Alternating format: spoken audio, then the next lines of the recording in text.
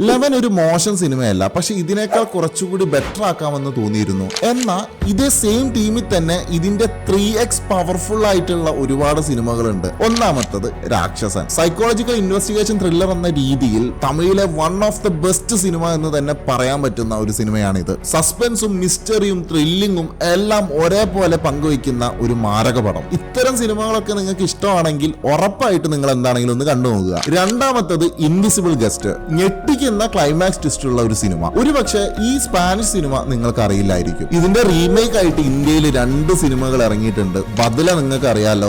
മറ്റൊരു cinema ഏതാന്നുള്ളത് just ഒന്ന് താഴെ കമന്റ് ചെയ്യാം. മൂന്നാമത്തത് മലയാളികൾക്ക് വളരെ നഷ്ടമായിട്ടുള്ള ഒരു സംവിധായകന്റെ സിനിമയാണ്. അതെ, രാജേഷ് പിള്ളയുടെ ചിത്രം. ഏതാന്നിപ്പോ ഒരുവിധ ആളുകൾക്കൊക്കെ മനസ്സിലായിട്ടുണ്ടാവും. ഇതിൽ ചാക്കോച്ചന്റെ പ്രകടനമൊക്കെ എടുത്തു പറയേണ്ടതാണ്. ഇത്രയും ഡാർക്കായിട്ട് വന്നിട്ടുള്ള മറ്റൊരു മലയാളം സിനിമ ഉണ്ടോ എന്നുള്ള സംശയമാണ്. പിന്നെ ഇതിൽ കൂടുതൽ ലിസ്റ്റ് നിങ്ങൾക്ക് വേണമെന്നുണ്ടെങ്കിൽ ലിസ്റ്റ് ഒന്ന് താഴെ കമന്റ് ചെയ്താൽ മതി. ഇതേപോലെയുള്ള ഒരുപാട് ഫിലിംസ് ഞാൻ നിങ്ങളുടെ ഇൻബോക്സിലേക്ക് അയച്ചു തരാം. ഇൻവെസ്റ്റിഗേഷൻ മൂവീസിൽ ഏതാണ് നിങ്ങളുടെ ഫേവറേറ്റ് എന്നുള്ളത് പങ്കുവയ്ക്കുക. അപ്പോൾ ഫോളോ ആൻഡ് സബ്സ്ക്രൈബ്.